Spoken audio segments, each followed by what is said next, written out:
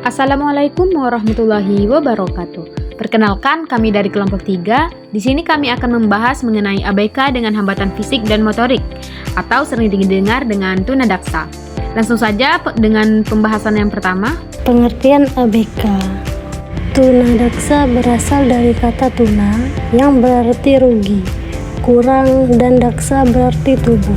Dalam banyak literatur, kerusakan tubuh tidak terlepas dari pembahasan tentang kesehatan, sehingga sering dijumpai judul kerusakan atau gangguan fisik dan kesehatan. Anak penyandang tunadaksa merupakan seseorang anak yang mengalami kelainan ortopedik. Salah satu bentuk berupa gangguan dari fungsi normal pada tulang, otot, dan persendian yang mungkin karena bawaan sejak lahir, penyakit atau kecelakaan, sehingga apabila mau bergerak atau berjalan memerlukan alat bantu. Tunadaksa adalah individu yang memiliki gangguan gerak yang disebabkan oleh kelainan neuromuskular dan struktur tulang yang bersifat bawaan, sakit atau akibat kecelakaan, termasuk cerebral palsy, amputasi, polio, dan lumpuh.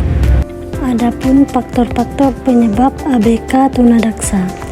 A. Sebelum lahir, fase pranatal. Pada fase ini, anak dengan hambatan fisik dan motorik dapat disebabkan karena gangguan yang terjadi selama masa di kandungan, seperti pada saat mengandung ibu memiliki penyakit yang dapat menyerang otak bayi. Selain itu juga karena adanya kelainan kandungan. B. Sebab-sebab saat kelahiran bayi, fase natal dan prenatal. Pada masa ini, anak sangat rentan dengan luka saat lahir seperti kelahiran sungsang, pendarahan otak, dan masalah tali pusar serta cara memegang kepala bayi yang salah. C. Sebab setelah proses kelahiran, fase postnatal. Pada masa ini, anak yang telah mengalami penyakit kronis sejak dini seperti meningitis, radang otak, dan tipes. Dan ketiga, adapun jenis-jenis ABK dengan hambatan fisik dan motorik tunadaksa. Pada dasarnya, anak tunadaksa dapat diklarifikasikan berdasarkan bagian anggota tubuh yang mengalami gangguan. A. Gangguan pada sistem saraf pusat. B. Gangguan pada sistem otot dan rangka. Pembahasan selanjutnya mengenai pengelompokan tunadaksa dapat dilakukan berdasarkan beberapa aspek, yaitu penyebab, sistem yang terganggu, letak kelainan, dan tingkat keparahan. A. Jenis tunadaksa berdasarkan penyebab. Ada dua, yaitu tunadaksa kongenital, yaitu bawaan sejak lahir. Yang kedua, tunadaksa akusita, yaitu didapat setelah lahir. Jenis tunadaksa berdasarkan sistem yang terganggu terbagi menjadi tiga. Yang pertama, kelainan sistem tulang atau ortopedik. Yang kedua, kelainan otot muskular. Yang ketiga, kelainan sistem saraf. Jenis tunadaksa berdasarkan tingkat keparahan ada 4. Ada tunadaksa ringan, tunadaksa sedang, tunadaksa berat, dan tingkat keparahannya.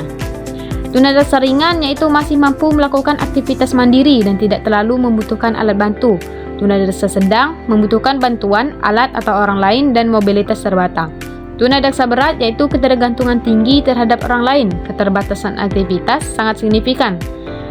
Yang keempat, tingkat keparahan ini sangat berpengaruh terhadap strategi pendidikan layanan BK serta pendekatan psikologis yang diberikan kepada individu tunadaksa. Selanjutnya ada aksibilitas layanan BK.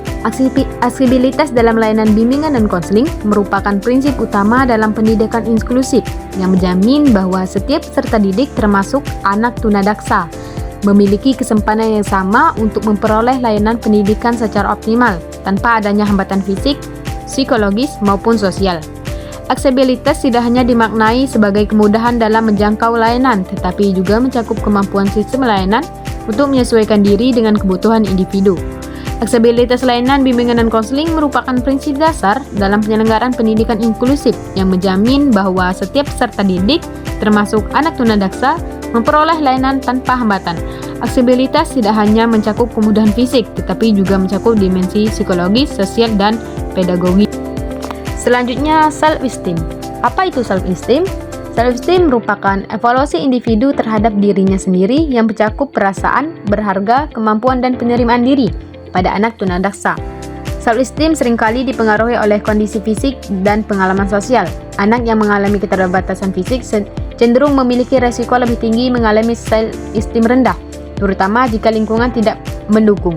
Faktor-faktor yang mempengaruhi self-esteem bagi tunadaksa dibagi menjadi dua, yaitu faktor internal yang mencakup persepsi diri, kondisi fisik, keberhasilan atau kegagalan, sedangkan faktor eksternal mencakup dukungan keluarga, lingkungan, sekolah, dan sikap masyarakat. Baiklah, itulah pembahasan kami tentang ABK dengan hambatan fisik dan motorik atau tunadaksa. Terima kasih sudah menonton. Kami ucapkan wassalamualaikum warahmatullahi wabarakatuh.